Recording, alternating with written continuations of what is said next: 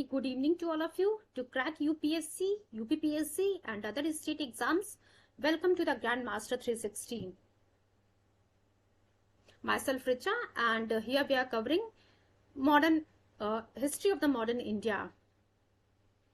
देखिए बच्चों, कल के लेक्चर में हम लोगों ने पार्ट 1 कवर किया था रिवोल्ट ऑफ 1857 का। एक बार रिकॉल करा दिया जाता है आप लोगों की कौन कौन से टॉपिक्स कल के लेक्चर में हम लोगों ने कवर किया था।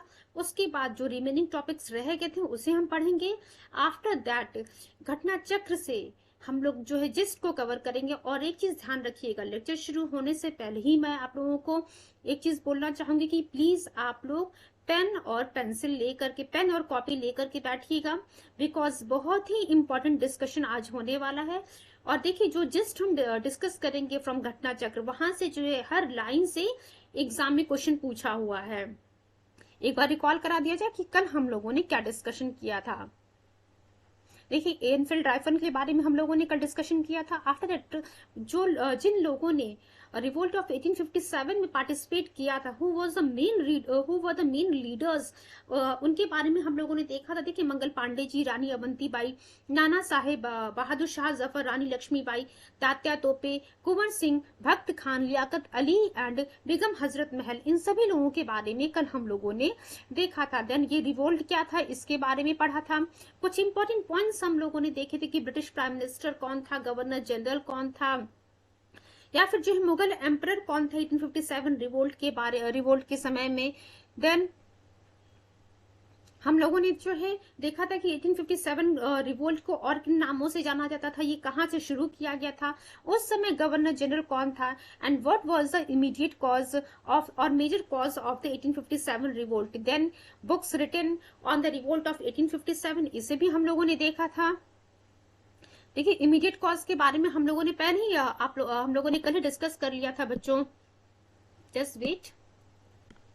इमीडिएट कॉज के बारे में हम लोगों ने कल ही डिस्कस कर लिया था। एनफील्ड राइफल में जो है जो ग्रीस कार्ट्रिजेस यूज हो रहे थे, जिसमें काऊ और पिग का फैट यूज हो रहा था, बिकॉज ऑफ दैट जो हिंदू और मुस्लिम सिपाहीज थे ब्रिटिश आर्मी में, उन लोगों ने इस न्यू एनफील्ड राइफल को जो है इस्तेमाल करने से मना कर दिया था। एंड एक ये जो है एक इमीडिएट कॉज बनता है।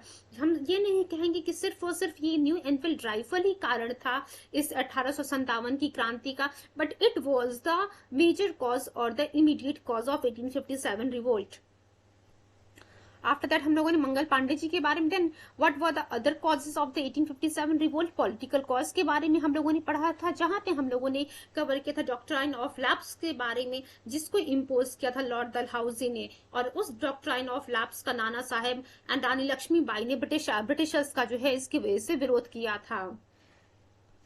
देन सोशल रिलीजियस कॉजेज में हम लोगों ने देखा था कि किस प्रकार से इंडियंस को ये लगने लगा था कि ब्रिटिश जो है हमें हमारी रिलीजन पे, जो आप कह सकते हैं एक्चुअली सोशल रिलीजियस जो सोशल ऑर्डर इंडिया में चला आ रहा है, उस पे ये जो है अटैक करने की कोशिश कर रहे हैं। और and the most important thing is this कि ब्रिटिशर्स एक्चुअली इंडियंस को ये फील कराना चाह रहे थे कि हम इंडियंस जो है इस ब्रिटिशर्स से जो है इंफीरियर पोजिशन पे हैं, और हमारा जो रेस है और रेस के आधार पे जो है ये हमें अनफेयर वे में ट्रीट कर रहे थे।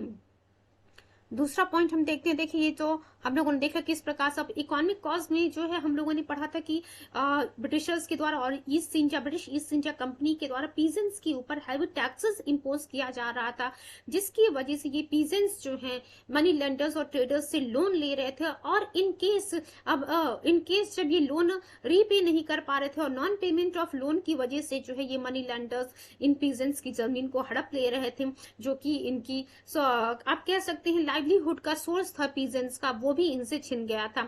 बहुत सारे कारण बने थे इस 1857 की क्रांति का। अब देखिए इंडस्ट्रियल रिवॉल्यूशन के बारे में भी हम लोगों ने कल डिस्कस किया था कि इंग्लैंड में जब इंडस्ट्रियल रिवॉल्यूशन शुरू हुआ, उस वजह से इंडियन मार्केट जो है फुल हो गया। इंडियन मार्केट में जो है आपको चारों तरफ सिर्फ इंग्लिश मशीन मेड गुड्स ही देखने को मिल रहे थे, जो कि रेट में जो है इंडियन गुड्स से जो है चीपर रेट पे अवेलेबल थे। इस वजह से भी आप कह सकते हैं जो इंडियन टेक्सटाइल इंडस्ट्री थी, जो इंडियन हैंडीक्राफ्ट इंडस्ट्री थी, कंप्लीटली डिस्ट्रॉय हो जाती है because of the industrial revolution in England. Then military causes तो हम लोगों ने देख ही लिया बच्चों। देखिए इमीडिएट कॉज में इनफैक्ट राइफल था। जब हम मिलिट्री कॉज की कल हम लोगों ने 1857 की क्रांति में बात किया था, तो वहां पे हम लोगों ने देखा था कि किस प्रकार से जो सिपॉइज थे, जो सोल्जर्स थे, वो जो working condition British east India company के द्वारा इन इंडियन सिपॉइज को प्रोवाइड की जा रही थी, उससे जो है ये खुश नहीं थे। इनके साथ जो पेमेंट जो दिया जा रहा था वो भी जो है इनको in comparison to British soldiers कम पे किया जा रहा था, प्लस इनके साथ जो है डिस्क्रिमिनेशन किया जा रहा था। After that general service enlistment act में जो है हम लोगों ने देखा था कि यहाँ पे जो है जो नई रिक्रूटमेंट हो रही थी सोल्जर्स की, उनसे जो है एक एग्रीमेंट साइन करवाया जाता, एक पेपर साइन करवाया जाता, जिसमें ये लिखा था कि ब्रिटिश आर्मी इन लोगों को जहां चाहे वहां पे जो है पोस्ट कर सकती है और इन्हें अपनी सर्विस जो है प्रोवाइड करनी, मींस इंडियन सिपॉइज को अपनी सर्विस प्रोवाइड करनी पड़ेगी। देन रिवोल्ट ऑफ 1857 लीडर्स जो इससे एसोसिएटेड थे वो हम लोगों ने कवर किए। देखिए लखनऊ वाला हम लोगों ने देखा था, बेगम हजरत महल जो है लखनऊ में जो है लीड कर रही थी इस 1857 की क्रांति को। देन कानपुर की जब हम लोग बात कर रहे थे बच्चों, तो कानपुर में जो है ये रिवोल्ट एक्चुअली नाना साहेब के द्वारा शुरू किया गया था। नाना साहेब कौन थे? एडॉप्टेड सन थे पेशवा बाजीराव सेकंड के। देन झांसी में हम लोगों ने देखा था रानी लक्ष्मीबाई, और आगे चल करके तात्या तोपे भी जो है यहाँ पे इनसे मिल जा ग्वालियर पे जब रानी लक्ष्मीबाई जो है ग्वालियर को कैप्चर करने के लिए वहां पे जो है तात्या तोपे भी जो है उनकी मदद के लिए आ जाते हैं। देन बिहार की हम लोगों ने बात की थी बच्चों कल, बिहार में हम लोगों ने देखा था कुंवर सिंह के बारे में। अब देखिए यहाँ पे हम जो है अब बात करेंगे suppression and the revolt of 1857। Just wait for few seconds.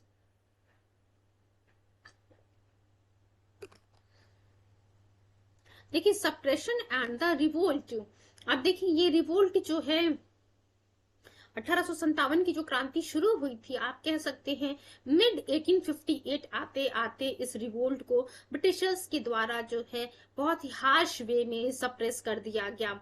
8 जुलाई 1858, 14 months after the outbreak at Meerut, peace was finally proclaimed by the Lord Canning. Lord Canning के द्वारा मेरठ में फिर से जो है उन सभी सिचुएशंस को जो रिवोल्ट 1857 से पहले जैसे पीसफुल सिचुएशन थी उसको जो है प्रोक्लेम कर लिया जाता। तो ये लॉर्ड कैनिंग नाम जो है आप लोग ध्यान रखिएगा।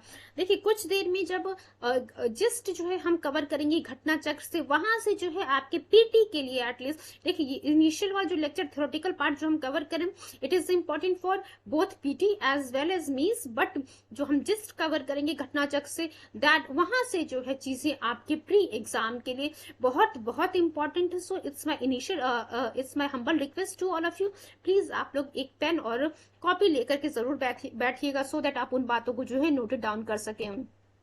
अब देखिए अब हम एक टेबल देखेंगे जहां पे जो हमें देखने को मिलेगा कि वो कौन कौन से सेंटर्स थे, कौन कौन सी जगह थी जहां से 1857 की क्रांति शुरू हुई थी, उसके लीडर्स कौन कौन थे जिन लोगों ने उस 1857 की क्रांति को शुरू किया था, और ब्रिटिश जनरल कौन था जिसने उस रिवोल्ट को सप्रेस किया था। चलिए देखते हैं आप सेंटर्स ऑफ, देखिए 3 कॉलम आपको देखने को मिल रहा है। पहले कॉलम में लिखा हुआ है सेंटर ऑफ द रिवोल्ट, दूसरे में लिखा हुआ leaders who led the revolt, तीसरे में देखने को मिला British generals who suppressed the revolt. अब देखिए दिल्ली की हम बात करें तो दिल्ली में कौन था बच्चों? जनरल भक्त खान। अब देखिए इस रिवोल्ट यहाँ पे दिल्ली में जो रिवोल्ट शुरू हुआ उसको सप्रेस कर किसने किया? वो कौन ब्रिटिश जनरल्स थे जिन्होंने 1857 की क्रांति जो दिल्ली में शुरू हुई थी जहां जिसको लीड कर रहे थे जनरल भक्त खान, किसने सप्रेस किया था? Lieutenant Willoughby, then John Nicholson and lieutenant Hudson. देन हम कानपुर की बात करते हैं बच्चों। कानपुर में देख सकते हैं आप नाना साहब के द्वारा इस रिवोल्ट को शुरू किया गया था। यहाँ पे किसने सप्रेस किया था रिवोल्ट को? Sir Hugh wheeler and sir Colin Campbell ने जो है इसको शुरू किया था। देन हम लखनऊ की बात करते हैं। लखनऊ में ध्यान रखिएगा ये बहुत इंपॉर्टेंट है।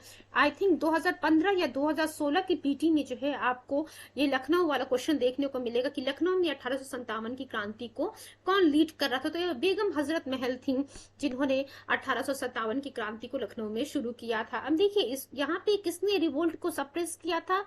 हेनरी लॉरेंस ने, then brigadier Inglis, then Henry Havelock, then James Outram and sir Colin Campbell ने जो है इसको शुरू किया था। बरेली की हम बात करते तो बरेली में देख सकते हैं आप खान बहादुर खान ने जो है खान बहादुर खान ने बरेली में इस रिवोल्ट को शुरू किया था। और सप्रेस किसने किया था, एक चीज ध्यान रखिएगा, ये जो स्लाइड आपको देखने को मिल रही है इसका भी स्क्रीनशॉट आप लोग जरूर ले लीजिएगा, सो दैट आपको जो है इजिली याद रहे। देखिए ये जो दो कॉलम है, यहाँ से सेंटर्स ऑफ रिवोल्ट और लीडर्स कौन थे वहां पे, यहाँ से क्वेश्चन पूछता है। उसके बाद यहाँ से पूछेगा सेंटर ऑफ रिवोल्ट से और किस ब्रिटिश जनरल के द्वारा जो है यहाँ पे रिवोल्ट को सप्रेस किया गया था।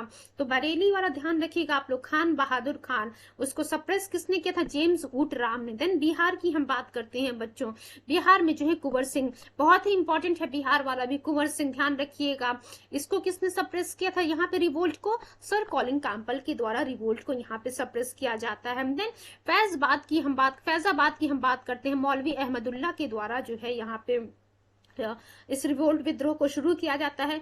यहाँ पे भी देखिए सर कॉलिन कैंपबेल के द्वारा ही रिवोल्ट को सप्रेस किया जाता है। झांसी की हम बात करते हैं, झांसी में जो है रानी लक्ष्मीबाई, आप सभी लोगों को पता है यहाँ पे रानी लक्ष्मीबाई जी के द्वारा झांसी में शुरू किया गया था विद्रोह, और सर ह्यूग रोज के द्वारा जो है यहाँ पे विद्रोह को सप्रेस किया जाता है, मीन्स रिवोल्ट को सप्रेस किया जाता है। अब नेक्स्ट स्लाइड में भी जो है देखिए यहाँ पे अब 3 बार, एक्चुअली 3 स्लाइड्स मैंने इसी से रखा हुआ है, centres of revolt and leaders, ताकि आपको याद हो जाए, क्योंकि हर एग्जाम में 2 नंबर तो फिक्स है इन एक स्लाइड से, ये जो मीन्स सेम टॉपिक से क्वेश्चन पूछने के लिए। देखिए दिल्ली में बहादुर शाह सेकंड, जनरल भक्त खान एंड बहादुर शाह सिंह। झांसी एंड ग्वालियर, झांसी में मैंने आप लोग को इनिशियली बताया था रानी लक्ष्मीबाई शुरू करती हैं, उसके बाद वहां से जो है ग्वालियर पहुंचती हैं। ग्वालियर में जो है रानी लक्ष्मीबाई की मदद करने के लिए कौन आते हैं, तात्या तोपे जी। तो झांसी और ग्वालियर लक्ष्मीबाई एंड तात्या तोपे। देन कानपुर की हम बात करते हैं, नाना साहेब। इलाहाबाद एंड बनारस मौलवी लियाकत अली खान। देन बरेली खान बहादुर खान। बिहार कुंवर सिंह। लखनऊ बेगम हजरत महल। अब देखिए तात्या तोपे, कानपुर, अजीमुल्लाह, कानपुर। देखिए बहुत सारे जो एक्चुअली कुछ एक आपको देखने को मिलेगा कि एक लीडर जो है 2-3 जगह भी जो है वहां पे शामिल थे। तात्या तोपे कानपुर, देन अजीमुल्लाह कानपुर, देन महाराजा कुंवर सिंह अरह बिहार, ये जगह भी याद रखिएगा आप लोग, कुंवर सिंह जी जो है अरह बिहार। देन खान बहादुर खान बरेली। देन बेगम हजरत महल लखनऊ। बेगम हजरत महल वाला तो अब तक आप लोग को याद हो गया, क्योंकि तीनों स्लाइड में जो है ये नाम आप लोगों को देखने को मिला है। देन मौलवी अहमदुल्ला जी फैजाबाद से। अब देखिए, अब हम लोगों ने इमीडिएट कॉज देख लिया, देन सेंटर्स देख लिए, वहां पे लीडर्स कौन कौन से थे। अब हम देखेंगे बच्चों वो कौन कौन से कॉजेस थे जिसकी वजह से ये इतनी अच्छी जो क्रांति शुरू की गई थी सिपॉयस के द्वारा वो फेल हो जाती है। अब देखिए हम लोगों ने पढ़ा कि ये जो 1857 की क्रांति सिपॉयस के द्वारा यानी ये सिपाहियों के द्वारा शुरू की जाती है, आपको देखने को मिलेगा इस वजह से ब्रिटिश ईस्ट इंडिया का कम जो रूल था इंडिया पे, ब्रिटिश ईस्ट इंडिया कंपनी का जो रूल था इंडिया पे वो जो है खत्म हो जाता है। और 1858 में एक नियम बनाया जाता है ब्रिटिश गवर्नमेंट या ब्रिटिश क्राउन के द्वारा, और उससे ये कहा जाता है, उसमें ये मेंशन होता है कि अब ब्रिटिश ईस्ट इंडिया कंपनी जो है इंडिया पे रूल नहीं करेगी, अब इंडिया को डायरेक्टली ब्रिटिश गवर्नमेंट या फिर ब्रिटिश क्राउन के द्वारा रूल किया जाएगा। अब हम देख लेते हैं कि what were the main causes of the failure of 1857 revolt. First point is this lack of the unified programme and ideology. अब देखिए यहाँ पे एक्चुअली ये क्या था कि लैक ऑफ यूनिफाइड प्रोग्राम और आइडियोलॉजी में जो हम ये यहाँ पे ये कहा गया कि ये जो रिबेल शुरू हुआ, जो रिबेलियंस थे, जो विद्रोही थे, इन्होंने जो ये विद्रोह शुरू किया, जो 1857 की क्रांति शुरू की, इन लोगों का मेन मकसद यही था कि ब्रिटिश जो गवर्नमेंट है, जो ब्रिटिश एडमिनिस्ट्रेशन है, उसको भारत से हमें बाहर निकालना है, भारत से हमें उखाड़ फेंकना है।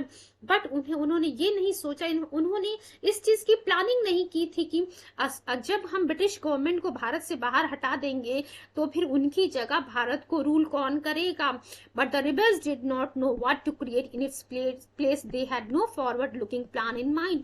उन्होंने एक्चुअली प्लानिंग ही नहीं की कि हाँ जब ब्रिटिशर्स भारत में नहीं रहेंगे तो उनकी जगह कौन जो है भारत की सत्ता को संभालेगा। After that lack of unity among the Indians. देखिए अब भारतीयों में ही एक्चुअली एकता का अभाव आप लोगों को देखने को मिलेगा, जहां पे बंगाल की जो बंगाल आर्मी में जो सिपाहीज थे वो विद्रोह कर रहे थे, वहीं पे आपको देखने को मिलेगा पंजाब में कुछ सोल्जर्स थे, साउथ इंडिया में जो कुछ सोल्जर्स थे वो जो है ब्रिटिशर्स की तरफ से लड़ रहे थे, और ये जो सिपाहीज रिबेल कर रहे थे उन रिबेलियंस को जो है क्रश करने की कोशिश किया जा रहा था by the sipahis, Indian soldiers आप कह सकते हैं of Punjab and the south India. इसलिए हम कह सकते हैं lack of unity among the Indians. भारतीयों में ही जो है एक भारतीय ही जो है भारतीयों को दबाने क्रश करने की कोशिश कर रहा था यहाँ पे। देन हम देखते हैं lack of support from the educated Indians. Actually देखिए जो पढ़े लिखे भारतीय थे उन वो जो है इस 1857 की क्रांति को जो है सपोर्ट नहीं कर रहे थे। Then disunity among the leaders, जो लीडर्स थे उनमें भी जो है डिसयूनिटी आपको देखने को मिलेगी।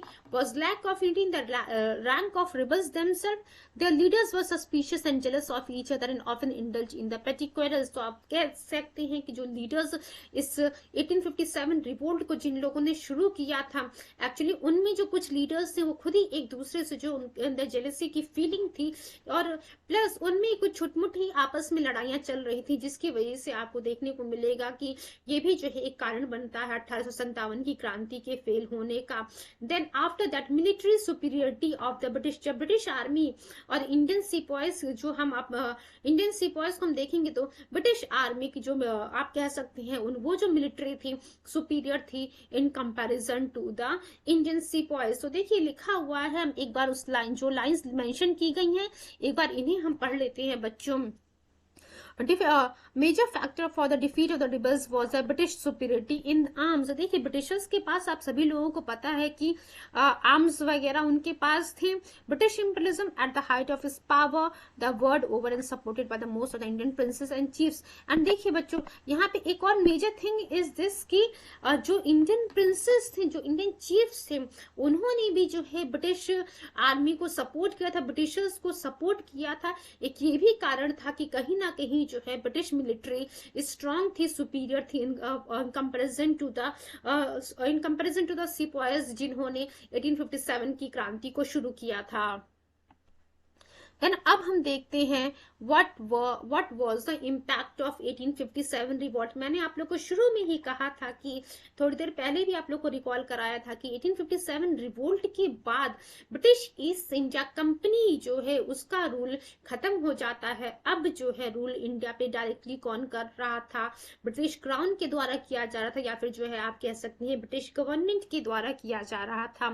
अंडर द देखिए यही गवर्नमेंट 1857 रिवोल्ट के बाद जो है ब्रिटिश गवर्नमेंट के द्वारा गवर्नमेंट ऑफ इंडिया एक्ट 1858 पास किया जाता है, जिसमें ये जो है देखिए क्या लिखा हुआ है यहाँ पे, under the government of India act 1858 crown और company in the control of Indian affairs came to end. जो डुअलिज्म चल रहा था मींस कंपनी और क्राउन दोनों मिलकर के इंडिया पे जो है कंट्रोल कर रहे थे, अब ये सिस्टम खत्म हो जाता है। और इस गवर्नमेंट ऑफ इंडिया एक्ट 1858 से क्या होता है कि जो एडमिनिस्ट्रेटिव कंट्रोल था, जो प्रशासनिक कंट्रोल था भारत के ऊपर, हमारे देश भारत के ऊपर, वो जो है ट्रांसफर हो जाता है ब्रिटिश ईस्ट इंडिया कंपनी से ब्रिटिश क्राउन और ब्रिटिश गवर्नमेंट के हाथों में। अब देखिए ब्रिटिश ऑफिशियल्स की जो हम बात कर रहे हैं उनको जो है इंपॉर्टेंट मिलिट्री और सिविल एडमिनिस्ट्रेशन, जो मिलिट्री में और सिविल में जो है सिविल एडमिनिस्ट्रेशन में हाई पोजीशन पे जो है इनको ब्रिटिश ईस्ट इंडिया कंपनी के ऑफिसर्स को जो है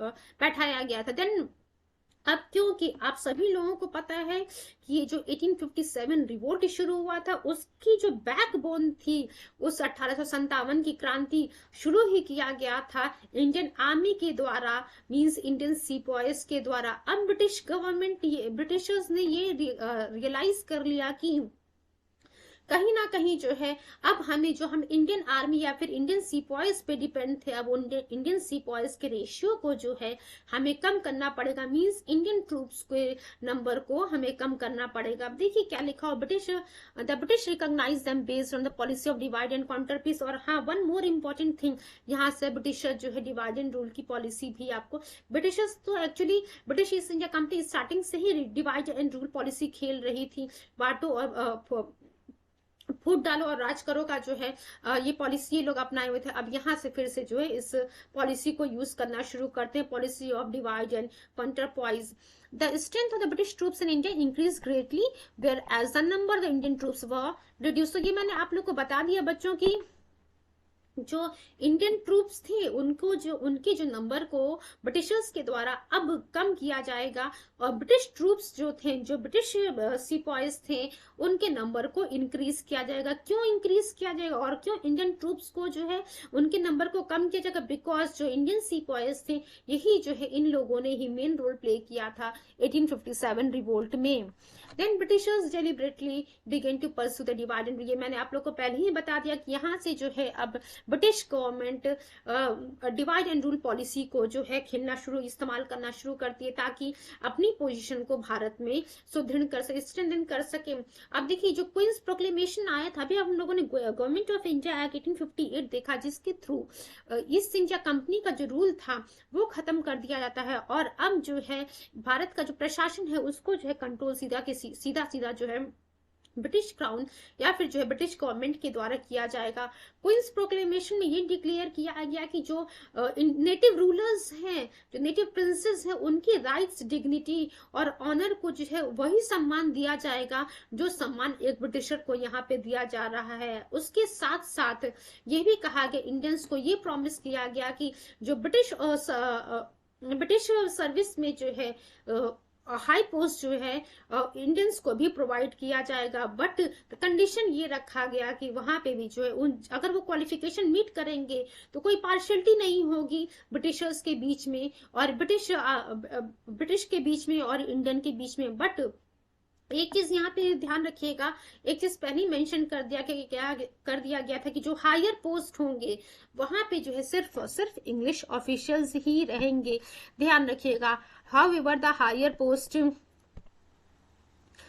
पोस्ट वो held only by the English officials. और ये जो हम लोगों ने अभी थोड़ी देर पहले यहाँ पे बात किया कि Indians were promise that they would be admitted to the office of British service without any partiality, बिना किसी पार्शियलिटी के इंडियंस को भी जो ब्रिटिश सर्विस में पोस्ट दिया जाएगा।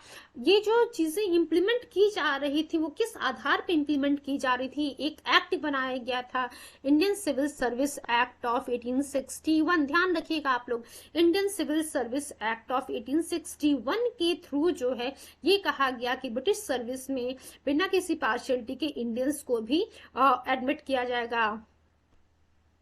India office was created to handle the governance and the administration of the country. उसके बाद देखिए रिलीजियस टॉलरेंस की हम बात कर रहे हैं।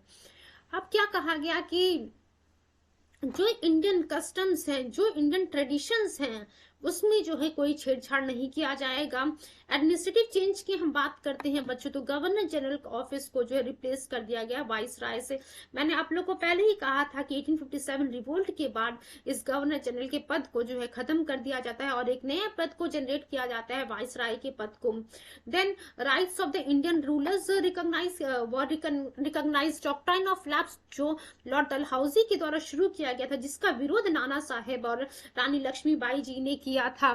तो इस डॉक्ट्राइन ऑफ लैप्स को एबोलिश कर दिया जाता है। देन अब सिंस देखिए डॉक्ट्राइन ऑफ लैप्स को एबोलिश कर दिया गया, इस डॉक्ट्राइन ऑफ लैप्स में क्या लिखा गया था कि अगर किसी रूलर ने एडॉप्ट किया है,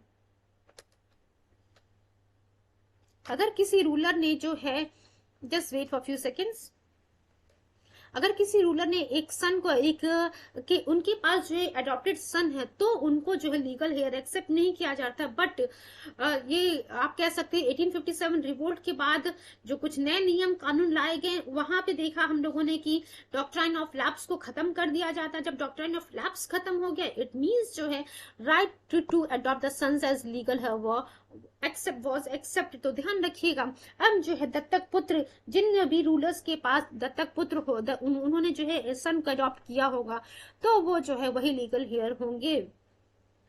तो उम्मीद करते हैं चीजें आप लोगों की क्लियर हो रही होंगी। अब नेक्स्ट पॉइंट हम देखते हैं बच्चों, मिलिट्री रीऑर्गेनाइजेशन। इनिशियली ही हम लोगों ने, थोड़ी देर पहले ही हम लोगों ने बात किया था कि जो रेशियो था ब्रिटिश ऑफिसर का, वो जो है बढ़ा दिया जाएगा in comparison to the Indian soldiers, plus Indian soldiers का रेशियो जो है घटा दिया जाएगा। But the armoury remained in the hands of the English. देखिए क्या लिखा था, ratio the British officers to Indian soldiers increased but the armoury remained in the hand of the British. Just wait बच्चों।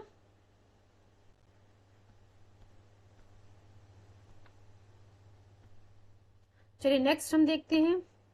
अब कंक्लूजन इसके बाद जो है हम लोग देखेंगे जस्ट फ्रॉम द घटना चक्र। देखिए कंक्लूजन में जो है, revolt of 1857 was an unprecedented event in the history of the British rule in India. इस देखिए ये जो 1857 की क्रांति, एक्चुअली इसके बारे में किसी ने सोचा भी नहीं होगा कि हाँ ये क्रांति जो है ऐसे अचानक शुरू हो जाएगी। हम ये नहीं कहेंगे कि हाँ ये जो है अचानक ही एक्चुअली शुरू हुई, बिकॉज बहुत सारी चीजें थी, सोशो रिलीजियस कॉज था, इकोनॉमिक कॉज था, बहुत सारी पॉलिटिकल कॉज था, जो कि इस 1857 की क्रांति को शुरू करना, जिसकी वजह से ये क्रांति जो है शुरू होती है। देखिए 1802 आपको देखने को मिलेगा यहाँ पे जो सिर्फ एक रिलीजन की जो है लोग, एक रिलीजन के सिपाही नहीं इस विद्रोह में शामिल हुए थे। मीन्स आप हिंदू, मुस्लिम और जो अदर रिलीजन के सिपाही थे, वो सभी के सभी एक यूनाइट होकर के ब्रिटिश गवर्नमेंट का जो है विरोध कर रहे थे। दो the revolt failed to achieve the desired goal, it sowed the seeds of the Indian nationalism। आपको देखने को मिलेगा, ठीक है, हम लोग जो है इस विद्रोह में, इस विद्रोह को जिन लोगों ने शुरू किया वो जो है ब्रिटिशर्स को इंडिया से बाहर तो नहीं भेज पाए, खदेड़ पाए, बट हाँ ये देखने को मिलेगा कहीं ना कहीं इंडियन नेशनलिज्म की जो फीलिंग है वो इस विद्रोह के साथ शुरू हो चुकी थी लोगों के मन में।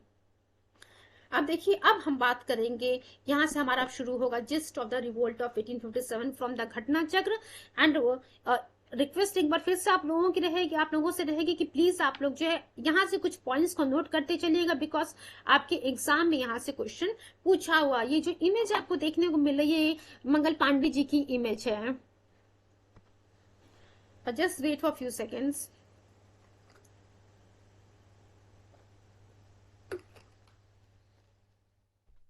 देखिए बच्चों, दिसंबर 1850 बहुत ही इंपॉर्टेंट पॉइंट है। सभी पॉइंट्स जो है यहाँ पे जितने पॉइंट्स आपको देखने को मिल रहे हैं, हर पॉइंट से यूपीएससी और यूपीपीएससी और बीपीएससी और राजस्थान पीसीएस और एनटीपीसीएस में सब जगह क्वेश्चन पूछा हुआ है। दिसंबर 1856 की जब हम बात करते हैं तो ब्रिटिश गवर्नमेंट ने क्या डिसाइड किया कि जो पुराना आयरन मेड ब्राउन बेस था, यानी कि मस्कट गन था बच्चों, उसको जो है रिप्लेस किया जाएगा किससे, new and advanced Enfield rifle. तो ध्यान रखिएगा, जब यहाँ से क्वेश्चन क्या पूछा हुआ है कि दिसंबर 1856 में ब्रिटिश गवर्नमेंट के द्वारा डिसाइड किया गया था कि old iron made brown base यानी कि मस्कट गन को जो है किससे रिप्लेस किया जाएगा, तो न्यू एडवांस्ड एनफील्ड राइफल से इसको रिप्लेस किया जाएगा। अब दूसरा पॉइंट ये है कि Dumdum, Ambala, Sialkot were decided the place for the trials of the new gun. अब देखिए ये जो पॉइंट लिखा हुआ है, अब आप ये सोच रहे हैं कि क्यों मैम बता रही है कि दमदम, अंबाला और सियालकोट को डिसाइड किया गया था। यहाँ पे जो है ये जो नया इनफील्ड राइफल है इसका जो है ट्रायल शुरू होगा। देखिए सीधा सीधा क्वेश्चन पूछा हुआ है कि वो कौन कौन सी जगह थी जहां से ये ब्रिटिश गवर्नमेंट के द्वारा ये डिसाइड किया गया था जो न्यू इनफील्ड राइफल है उसका ट्रायल शुरू किया जाएगा। तो चार ऑप्शन आपके सामने थे, A Dumdum, B Ambala, C Sialkot and D all of the above. तो ध्यान रखिएगा, Dumdum, Ambala and Sialkot were decided the place for the trials of the new gun। अब ये चीज मैंने आप लोग को पहले ही बता रखा था कि ये जो न्यू एनफील्ड राइफल है जो उसमें कार्ट्रिज यूज हो रहा था, उस कार्ट्रिज में जो है काऊ और पिग का फैट यूज हुआ था। इस वजह से जो है जो हिंदू और मुस्लिम सिपाहीज थे ब्रिटिश आर्मी में, उन्होंने इसका इस्तेमाल करने से मना कर दिया। तो ध्यान रखिएगा, यहाँ पे जितने भी पॉइंट्स आपको देखने को मिल रहे हैं हर पॉइंट से आपके एग्जाम में क्वेश्चन पूछा हुआ है। Again I am saying that यहाँ से चीजें आपके पीटी पॉइंट ऑफ व्यू से बहुत बहुत इंपॉर्टेंट है। It's my humble request to all of you, सभी पॉइंट्स को बहुत ही ध्यान से सुनिएगा आप लोग। Then army officers without any investigation, देखिए ये लोगों जो आर्मी ऑफिसर्स थे उन्होंने जो है बिना किसी इन्वेस्टिगेशन के ही जो है ये र्यूमर जो फैला हुआ था कि ये इनफिल्ड राइफल में जो कार्ट्रिज यूज हुआ उसमें गाय का और पिग का जो है फैट यूज किया गया है। तो इन्होंने जो है स्ट्रिक्ट डिनाई कर दिया कि नहीं इसमें जो है ऐसी कोई बात नहीं है। लेकिन सोल्जर्स को ये इन लोग जो सिपाहीज हैं उन्होंने ये बिलीव कर दिया कि कहीं ना कहीं ब्रिटिश गवर्नमेंट इस न्यू इनफील्ड राइफल के थ्रू जो है हमारे रिलीजन को डिस्ट्रॉय करने की कोशिश कर रही है, हम आप कह सकते हैं हमारे रिलीजन पे जो है अटैक करने की कोशिश कर रही है। और आपको देखने को मिलेगा, और हम लोग ने स्टार्टिंग में ही पढ़ा, आपके सामने न्यू इनफील्ड राइफल की इमेज भी थी जो एक इमीडिएट कॉज बनता है 1857 रिवोल्ट का। और आप कह सकते हैं it was the this new Enfield rifle was the major cause of the revolt of 1857। तो ध्यान रखिएगा न्यू इनफील्ड राइफल ही जो है इमीडिएट कॉज बना था ऑफ द रिवोल्ट ऑफ 1857। सीधा क्वेश्चन यही पूछा हुआ है कि वो कौन सा तात्कालिक कारण था या फिर इमीडिएट कॉज था 1857 की क्रांति का। तो न्यू इनफील्ड राइफल था जिसमें जो कार्ट्रिज यूज किया जा रहा था उसमें काऊ और पिग का फैट इस्तेमाल हुआ था। 29 ऑफ मार्च 1857, ये डेट याद रखिएगा, यहाँ से क्वेश्चन पूछा हुआ, इस डेट से पूछा हुआ। और मंगल पांडे जी जो यहाँ नाम लिखा हुआ है, यहाँ से क्वेश्चन बच्चों आपके एग्जाम में पूछा हुआ है।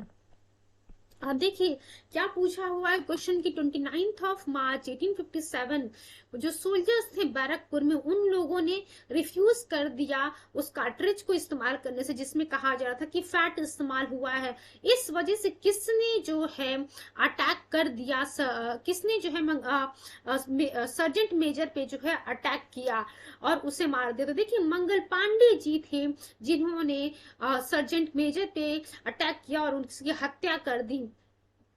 अब ये यहाँ पे तो आप लोगों को ये पता चल गया कि मंगल पांडे थे।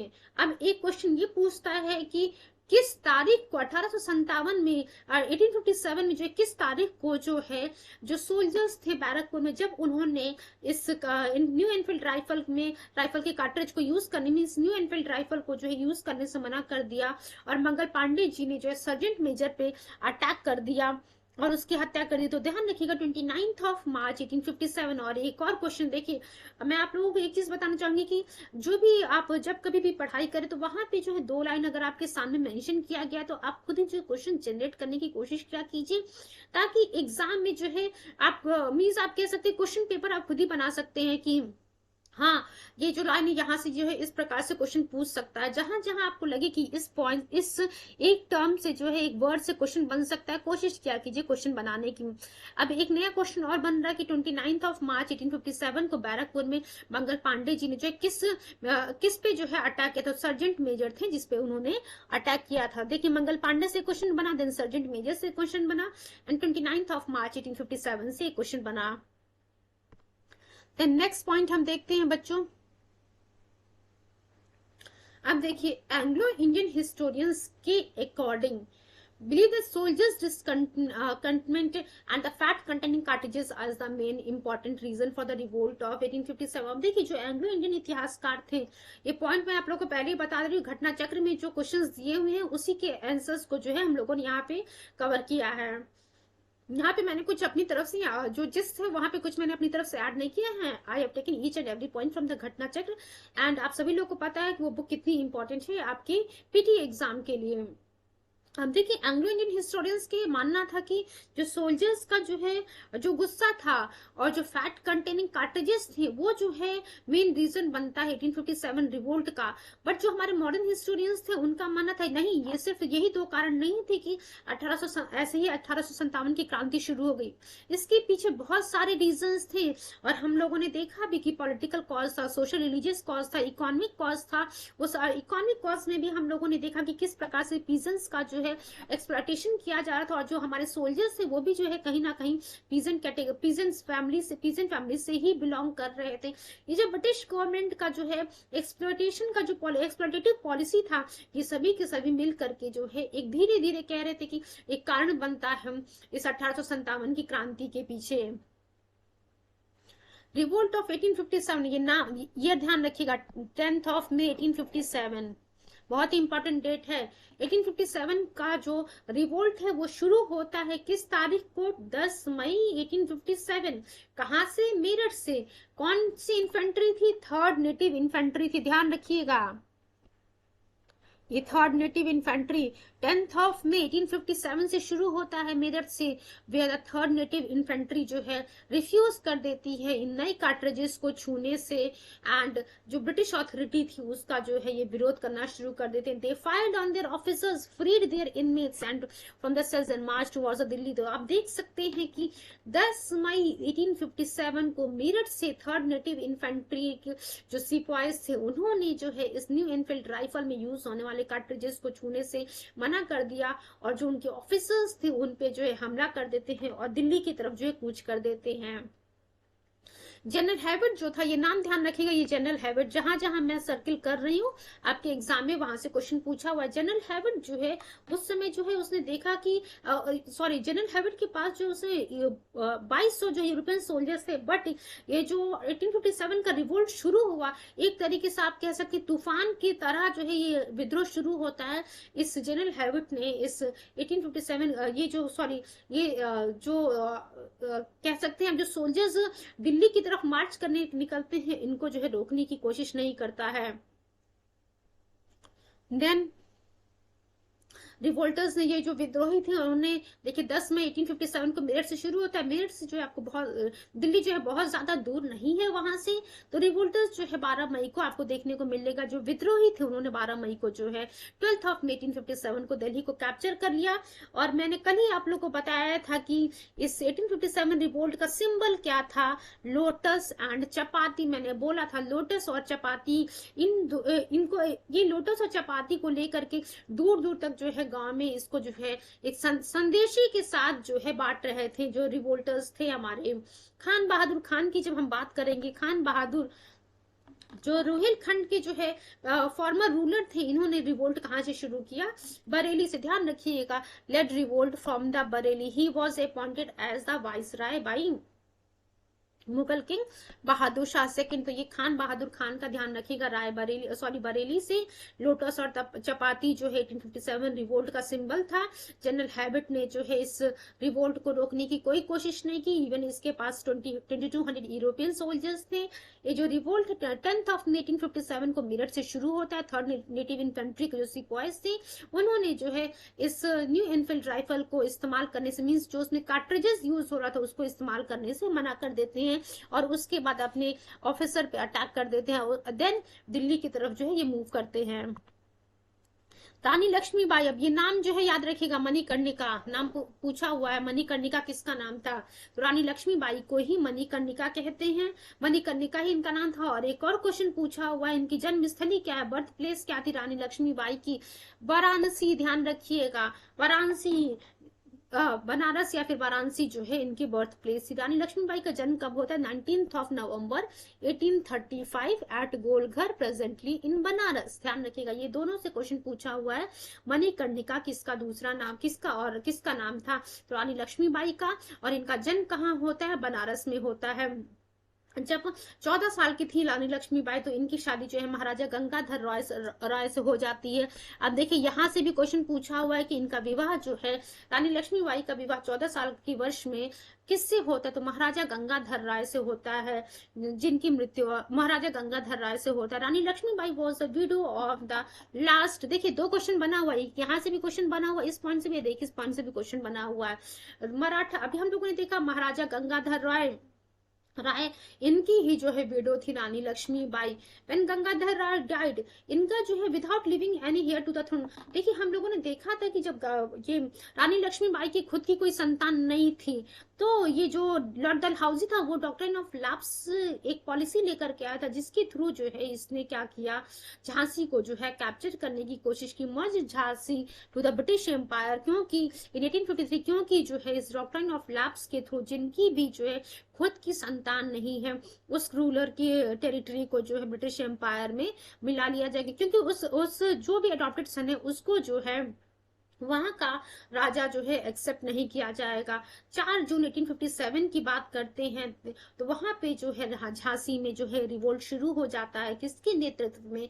रानी लक्ष्मीबाई के नेतृत्व में झांसी में जो है विद्रोह शुरू होता है। इनकी मृत्यु कब होती है बच्चों? अभी ये जो लाइन लिखा हुआ है ये देखिए, among the Indian revolutionaries the women lying here is the only man. ये जो है अभी इससे पूछा हुआ कि ये स्टेटमेंट किसके द्वारा दिया गया था? ह्यूग रोज के द्वारा। या फिर ह्यूग रोज ने ये स्टेटमेंट किसके लिए दिया था? तो ये जो है स्टेटमेंट दिया गया था रानी लक्ष्मीबाई के द्वारा। इंडियन क्रांतिकारियों, भारतीय क्रांतिकारियों में जो सोई हुई महिला है, औरत है, यही जो है इन सभी क्रांतिकारियों में अकेली जो है एक मर्द थी। तो वही लिखा हुआ, among the Indian revolutionaries the women lying here is the only man. किसके लिए कहा गया था? ये रानी लक्ष्मीबाई जी के लिए कहा गया था। किसने कहा था? ह्यूग रोज के द्वारा कहा गया था। देखिए 17 जून, ये ध्यान रखिएगा, 17 जून 1858 को जो है 17 जून 1858 को ह्यूग से लड़ते हुए रानी लक्ष्मीबाई की जो है मृत्यु हो जाती है। एंड ऑन हर डेथ हमने आपको पहले ही बता दिया कि ह्यूग ने क्या कहा था। देखिए सभी पॉइंट्स यहाँ पे ईच एंड एवरी पॉइंट से एग्जाम में क्वेश्चन पूछा हुआ है। पहले ही बता दिया मणिकर्णिका कहाँ जन्म हुआ था, किससे इनकी शादी हुई थी? महाराजा गंगाधर रॉय से इनकी शादी हुई थी। देन डॉक्ट्राइन ऑफ लैप्स के थ्रू जो है डलहौजी ने झांसी को ब्रिटिश एम्पायर में मिला दिया था। और 4 जून 1857 को झांसी में जो है एक क्रांति शुरू होती है। देन रिवोल्ट इन लखनऊ। जब हम लखनऊ की हम लोगों ने बात करेंगे तो स्टार्टिंग में ये हम लोगों ने डिस्कस किया है कि लखनऊ में जो है विद्रोह बेगम हजरत महल के द्वारा शुरू किया जाता है। कब शुरू किया जाता है? 30 मई 1857 को यहाँ पे विद्रोह शुरू होता है। बेगम हजरत महल ने क्या किया?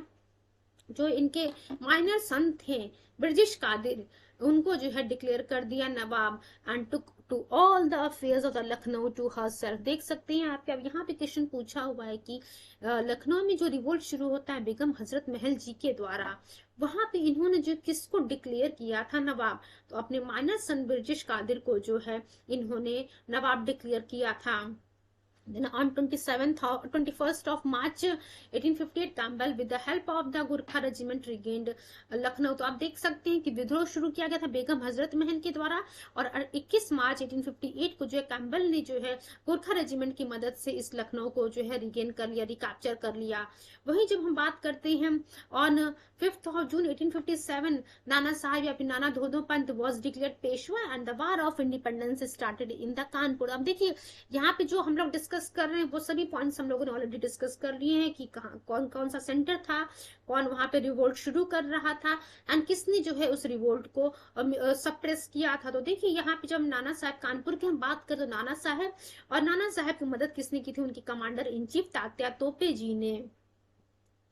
कानपुर में ध्यान रखिएगा बच्चों आप लोग, नाना साहब या फिर नाना धोधोपंत, और उनकी मदद किसने की थी? Was held Lord by the commander in chief. ये कमांडर क्या फिर पूछ लेगा कि कानपुर में जो नाना साहब की तरफ विद्रोह शुरू किया क्या गया, उनके कमांडर इन चीफ कौन थे? तात्या तोपे जी थे। देन नेक्स्ट पॉइंट हम देखते हैं। अब देखिए ये जो पॉइंट आपको देखने को मिला, रामचंद्र पांडुरंग, इससे एग्जाम में 2-3 बार क्वेश्चन पूछा हुआ है कि तात्या तोपे का ओरिजिनल नेम क्या था बच्चों? तो तात्या तोपे का ओरिजिनल नेम था Ramchandra Pandurang. After being betrayed by a close friend Man Singh. अब देखिए तात्या तोपे का जो ओरिजिनल नेम था रामचंद्र पांडुरंग, इनको जो है एक्चुअली इनके ही एक करीबी मित्र के द्वारा धोखा दे दिया जाता है। उसका नाम क्या है? मान सिंह। इस मान सिंह जो नाम लिखा हुआ है इससे भी आपके एग्जाम में क्वेश्चन पूछा हुआ है। मान सिंह धोखा दे देता है, उसके बाद जो है तात्या तोपे जी को कैप्चर कर देन उनको जो है फांसी दे दी जाती है 18 अप्रैल 1859 को। देन कुंवर सिंह हम लोगों ने देखा था कि जगदीशपुर बिहार, आरा बिहार, या फिर जो आप कह सकते हैं जगदीशपुर बिहार। यहाँ पे बस आपको यही नाम ध्यान रखना है, ये चीज। नेक्स्ट पॉइंट हम देखते हैं बच्चों। अब देखिए दीवान मनीराम दत्त की हम बात करते हैं। अब देखिए यहाँ पे सीधे सीधा पूछता है कि जस्ट वेट,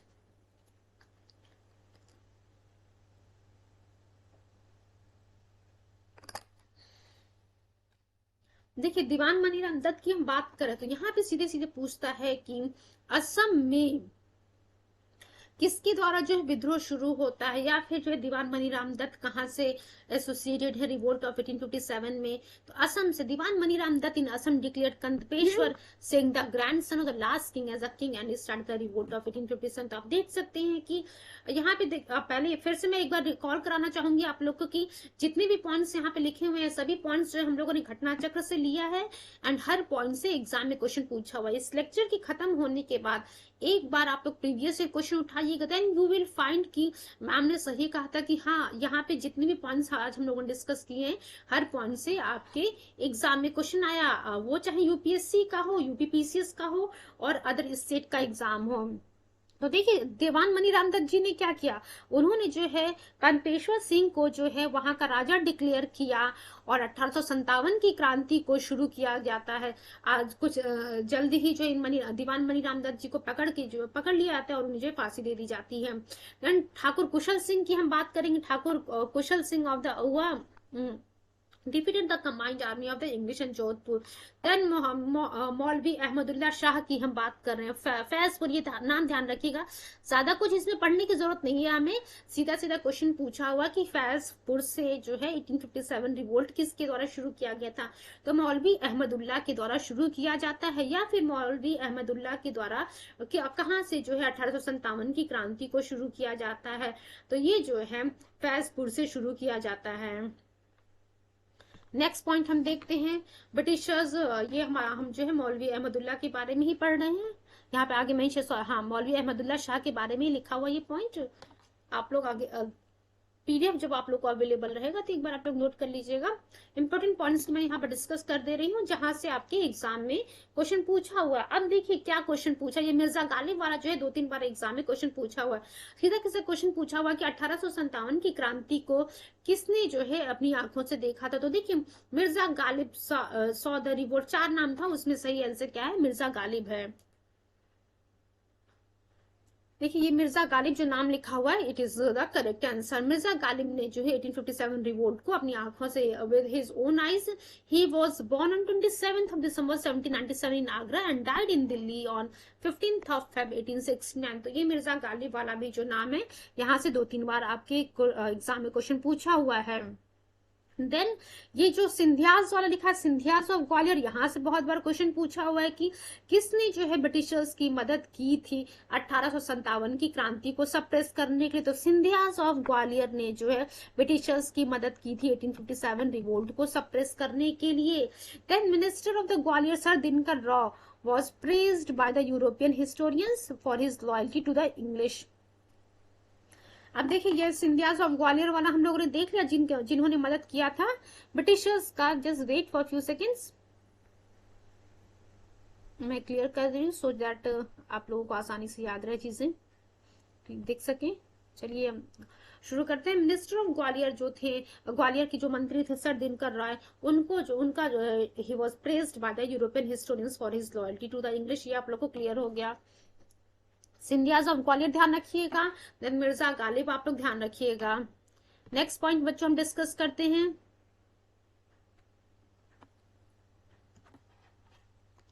अब देखिए यहाँ पे हम लोगों ने सिंधियाज ऑफ ग्वालियर की जो बात की, Scindias of Gwalior, Holkar of Indore, then Nizam of Hyderabad, king of Jodhpur, Nawab of Bhopal, Sikh rulers of Sindh, Maharaja of Kashmir and others king. अब आप देख सकते हैं जो एक पॉइंट हम लोगों ने देखा था कि इंडियंस में ही यूनिटी नहीं थी, जो कि एक कारण बनता है 1857 की क्रांति के फेल होने का। तो आप देखिए आपके सामने सीधा सीधा मेंशन किया गया है कि जो सिंधियास थे ग्वालियर के, होलकर ऑफ इंदौर, निजाम हैदराबाद के, किंग जो थे जोधपुर के, Nawab of Bhopal, Sikh rulers of the Sindh, Maharaja of Kashmir और अदर किंग्स, इन सभी लोगों ने जो है ब्रिटिशर्स की मदद की थी इस रिवोल्ट को सप्रेस करने में।